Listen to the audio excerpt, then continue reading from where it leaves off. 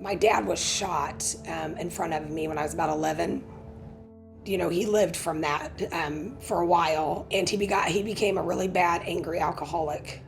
And then eventually my mom became a alcoholic from living through what she was living through with my dad. And yeah, I've always done some type of something, since I was 13. I really don't know why.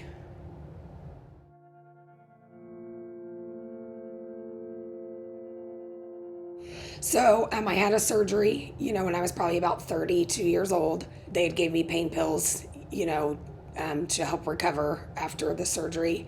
Then from there, I just wanted to keep taking them, and then more. And then I began to crush them up and snort them. And then, it was to a point where I was up to probably 10, 15 a day that I was crushing up and snorting. I thought I was okay. I thought that because the way I grew up and the life that I grew up in as a child compared to the life I had as an adult, my husband, the son, we had a home, we had, I thought I was living it. I thought that I'll stop doing them when I'm ready, when and if it ever becomes a problem. It got to a point where I am not coming home. I am out partying and just hanging out with people that I shouldn't be hanging out with. And then it gets to a point that, rumors are going, people are talking. We live in a small community in Monrovia. I worked at the school, where my son went to school, where he played sports for 13 years.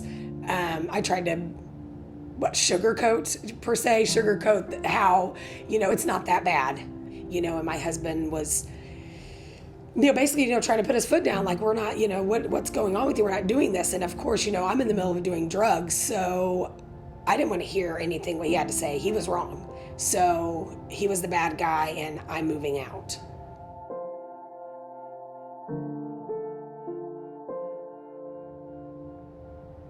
Yeah, I just let him down and I just left my home with, my husband of 12 years and, my son. But I still wasn't ready to stop the drugs. I don't know what kind of pain I was trying to not feel or I don't know what kind of situation at that time that I was not trying to deal with. But I know that whatever it was, I didn't want to feel it and I didn't want to deal with it. Yeah.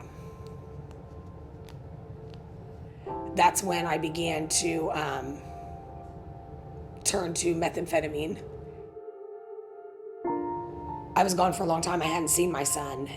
We FaceTimed and he was like, guys, it's my mom. It's my mom. He had some friends over, and when that camera came on, his facial expression was, I knew right then and there, he was like, what is going on? Like, this isn't my mom. This isn't. And so I hung up and I had sent him a message, a text message that said, it's that bad, huh? And he said, yeah. Why? I think at that point, Jalen was probably about 14, 15 years old. So I said, living the life and living on these streets that I'm living, this is what it does to you. I was in this black hole and down deep in it, I was there and the light was up here, people were just walking by and I'm just trying to reach my hand out. I was stuck in the misery of, oh my gosh, you have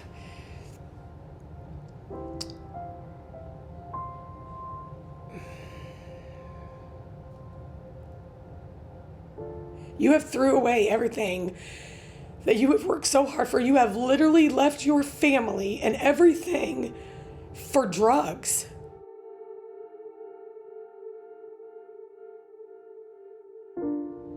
I remember praying and just being like, I can't do anymore. I surrender. Like, I am absolutely, like, I absolutely can't do this anymore. I'm done.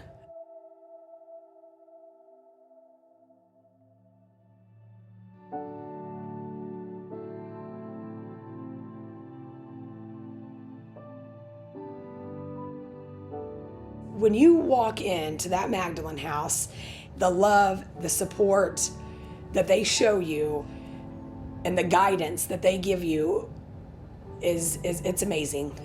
I learned how to live life again there, from everything, every aspect, because you lose all of that. You lose all of that in your addiction. You lose everything. The Magdalene House definitely makes you feel worthy of being a human being, worthy of being able to start your life over. Just because you went through that addiction doesn't mean that your life's over.